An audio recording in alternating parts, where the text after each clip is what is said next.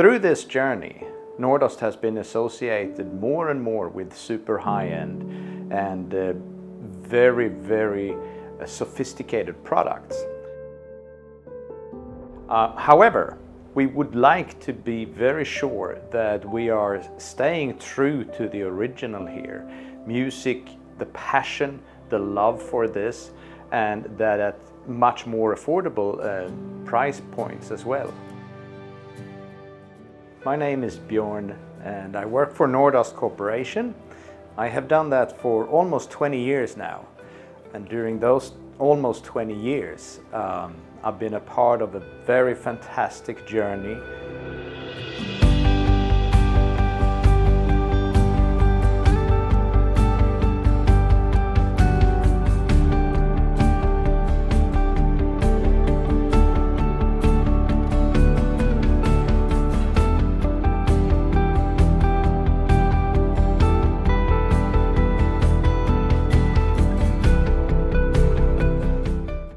Hello, Mr. Bjorn. We have met so many times before, and we always talk about high-end products, about very high-end, impressive design, Nordost cabling or Nordost accessory. But today I wanted to change the subject a little bit.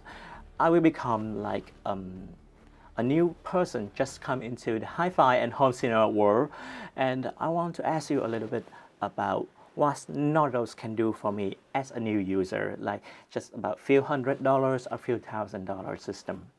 So my first question for you is, okay, I just bought my system, like about 1,000 or 2,000 with all the stock cable. So what should I upgrade first? What cable should I upgrade first? Is it the speaker cables or internet connect cable, or is it something else? Yeah, well, it is an interesting question, and I'd like to lay out the words a little bit about that, because when you say system, you typically think about the boxes, yes, the electronics and the speakers, but cables are an integral part of a system and should always be included already from the beginning, because cables are components. They qualify as components because no cables, no sound. So they are an integral and very vital part of any system. So the first thing that I would start with is to make sure if I got more than one electronics, I need to have a distribution block. Okay, I see. So that's where I would start. Oh, it's very different from most people, because most people think, okay, I have to upgrade the interconnect or the speaker cable first, but for Nordost it will be the distribution block, power block, but the most important components, and then the cables later, right? Yeah, to make sure that we have a correct system thinking, we need to consider these components, the cables and the distribution block. The distribution block is for us a way where we can implement passive technologies that get rid of interference and bad things happening with the power already before it happens, meaning that you don't need to cure anything afterwards because it actually didn't happen. So it's a very, very important product to start with, the distribution block. Obviously, the power cords is then the part that you would concentrate on. Yes. From my experience over the year, we typically do have a line of recommendation, power interconnect and speaker cable. But over the years, I personally have found that if you don't have a good speaker cable, you will not be able to understand the greatness of the interconnects, because typically a system is comprised of more than one interconnect. There could be a couple of analog ones and one or two digital ones. So I'd like to recommend to start from the very beginning, the power cord between the wall and the distribution block, and in the other end, the speaker cable. There's also one more question that most people have, especially me as well. Should I invest into the full loom of cables from Nordost, like all from the same series, like all cables from Red Dawn series, for example, like all cables interconnect speaker and the digital cables from Red Dawn. So for the more important cables, should I go with the high end, like handles, and can I chip out on the less important cables like Blue Heaven or something like that, and which will offer me more performance and cost effective? Yeah, I understand. I'd recommend to do it the other way around. When we design our families, like Red Dawn, Blue Heaven, and so on, we have like a budget in mind or a philosophy. So definitely we would recommend to use the loom as it is, the family throughout the range from power cord to speaker cable. And then if you do have more budget, jump up in either end. Start with the power cords or the or the speaker cable. So I would never try to trickle down. Create your foundation, and if you got more budget, increase in those ends. For example, for most people, they always say, I got my powers done, I got my cablings done, so what should I upgrade next? Like, is it the short cone, short foot, or is it the hi-fi racks, or the Q-wave, Q-sign? What should I upgrade next? Yeah, that's also an interesting question, and in order for all these questions are very generally speaking, and there are so many variables, so many different situations, that it is very tough to make just a general answer to that. Because in a system, sometimes room treatment can be the critical thing that you would want to do to begin with.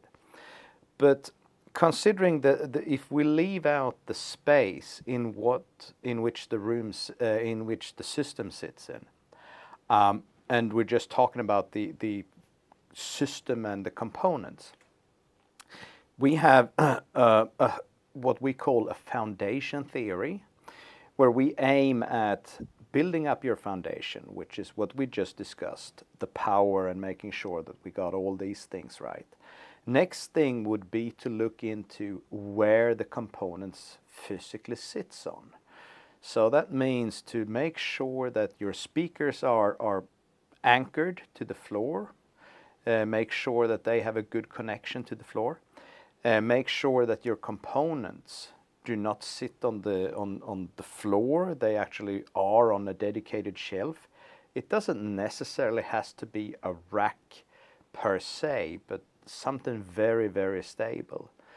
And then you would address the sort with the sort cone, so that you can actually access and drain hostile resonances from the inside. And that is, we got a quite good section on our website called the Foundation Theory. So there is a lot of little nice things to read on. Yes, that.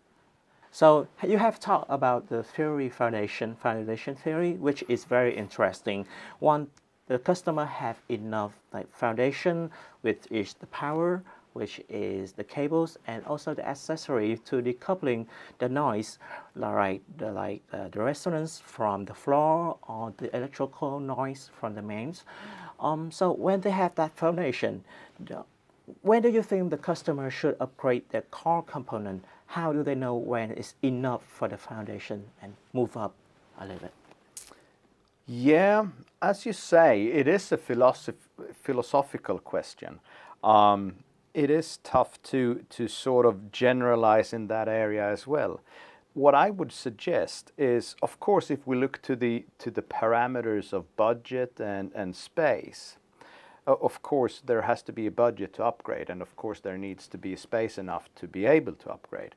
So, but if we take that out of the equation, personally, when I find the nerve, the want, the need to upgrade, that is when I spend a lot of time, when I got a nice designed system and I spend a lot of time with it, and I feel the urge to get deeper and deeper into recordings and into the music. So I guess it boils down to the passion and the love for music.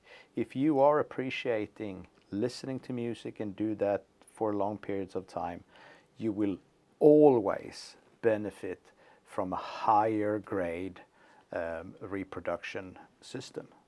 So essentially, it's not only considering the budget and the price of the cost of components, like the cabling to the system or something like that, but it's pointed out to the passion for music when you know you want more, right? Yeah, I guess I'm trying to say, as a listener, you do evolve and you develop and you actually become a better listener or a more concerned listener, I should say, which makes you look deeper into recordings. It makes you look deeper into music, and it makes you want to get more from the music. Whereas when we were kids and we were listening to a poor little radio on the kitchen table, we could catch the music and we could, well, for the music lovers, we could catch the love for the music.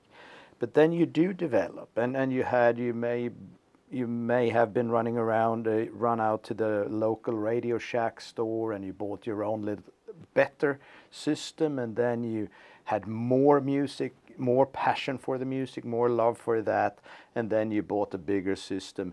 And that is sort of how it evolves. If you stay true to the music and the passion for it, you will evolve in that sense. Yes, so each person, each audiophile had their journey, had their story as well, which is different from other people.